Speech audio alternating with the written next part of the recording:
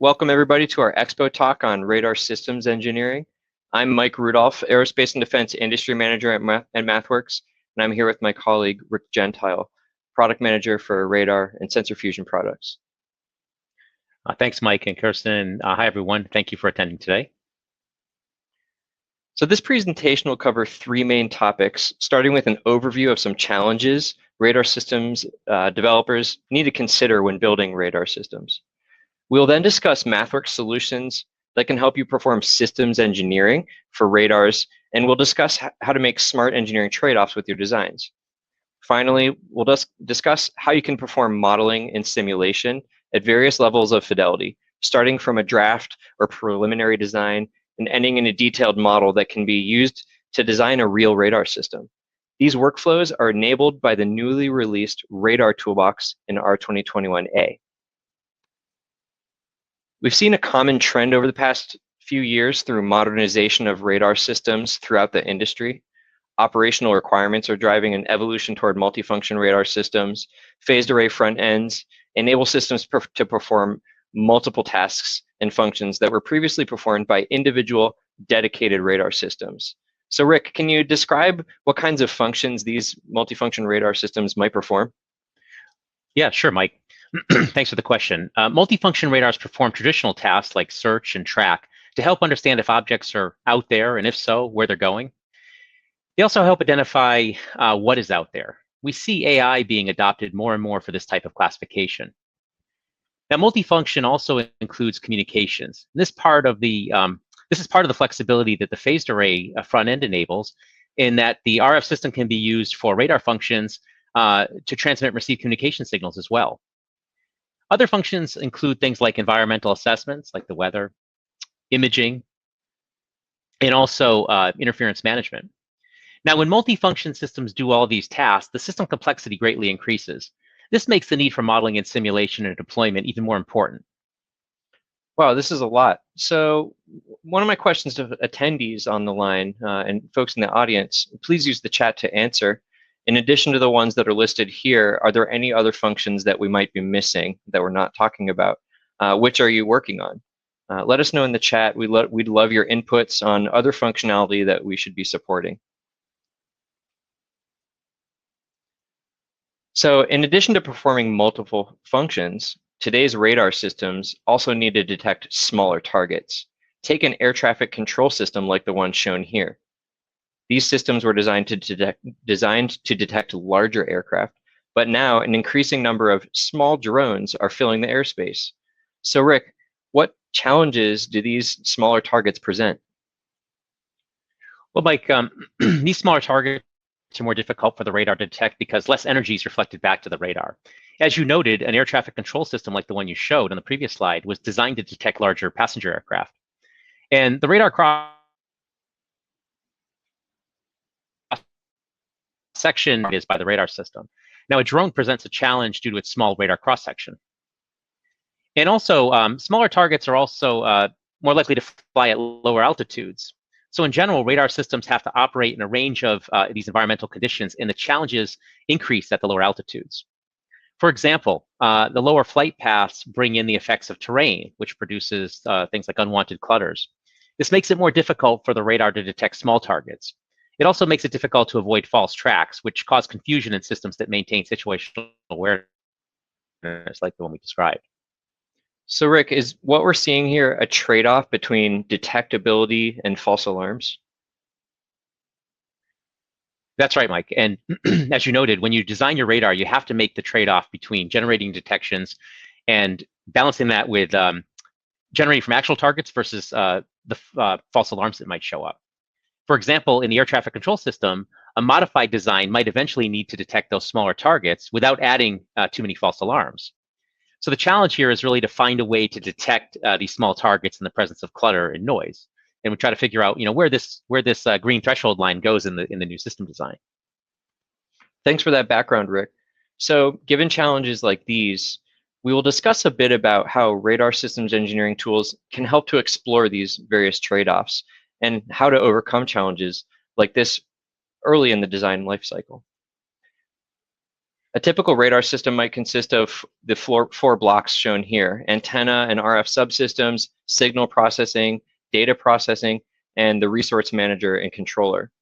These subsystems make up the radar system, and there are many detailed aspects of the radar design that need to be considered. Things like the radar operating parameters, hardware gains and losses, in addition to processing and scanning gains and losses. But equally important are the target and environmental parameters. Variables like surface clutter and atmospheric conditions at the deployment site need to be considered when selecting your system design level parameters. So to help you perform this type of analysis and engineering trade-off work, we've introduced a new app that will help you interactively explore radar designs for various target and environmental conditions. I'd like to ask Rick to walk us through the Radar Designer app in the next section. Okay, thanks, Mike. The Radar Designer app is part of Radar Toolbox, and it was designed to make it easy for you to evaluate design trade-offs before you build your system. Now, you can use it to evaluate new designs, or you can look at options when you're upgrading existing radars. The app has tabs where you can describe the details of your radar system in addition to the target characteristics and environmental conditions that the system will encounter. And there are a set of convenient plots available at the top of the tool strip that make it easy for you to visualize your design choices. Now, on the bottom right of the app, you can see the predicted performance against your key design thresholds and your objective measures. And when you're done with the preliminary design in the app, you can export the results to MATLAB in the form of a script, or as you'll see, a metrics report. Let's take a look at this in more detail. So before we dive in with more detail there, we'd appreciate it if you could share some inputs about what tools you're using today to perform your preliminary radar system design. This can be tools like spreadsheets for link budgets or in-house tools that you've developed. We'd also like to know where you're at today to understand where you're coming from and how we can support you into the future. All right, thank you. Thanks, Mike. So back to the Radar Designer app. When you open the Radar Designer app, you can start by creating a new session, or you can open a session that you previously saved. We have a set of predefined designs to get started with. These include things like the airborne radar or an airport radar, automotive radar, tracking radar, weather radar.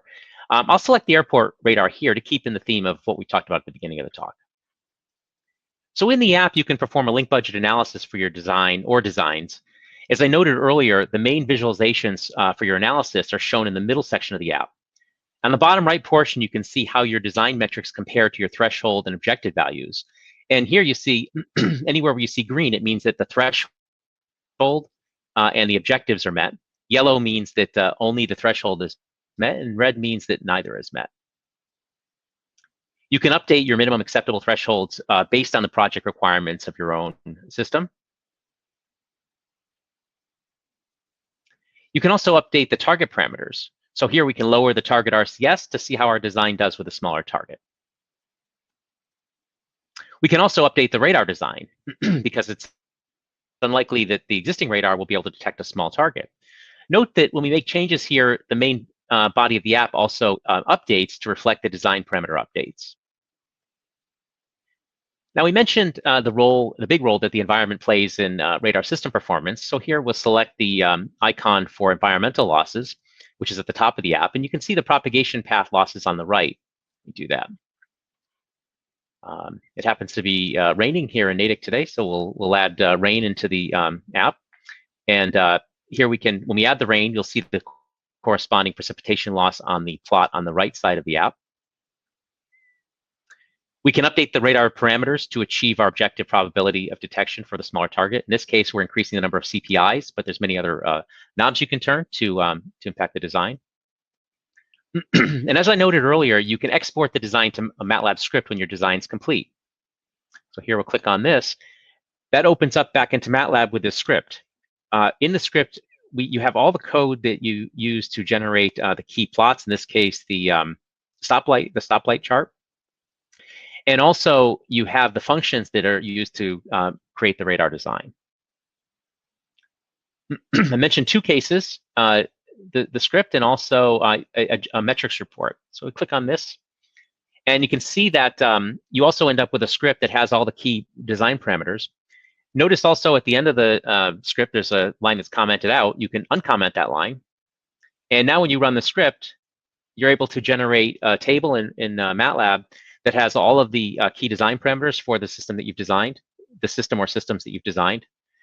You also have a file that gets generated, the metrics table that's in an Excel format. Thanks, Rick, for that overview. It looks like the Radar Designer app has some powerful functionality to perform these sorts of trade-offs. So suppose I want to run scenarios and simulations with these radar sensor models. How can we build off what you just showed us? And also, what levels of fidelity are possible? Yeah, great question. So once we're finished exploring the design space in the app, we can put together a representative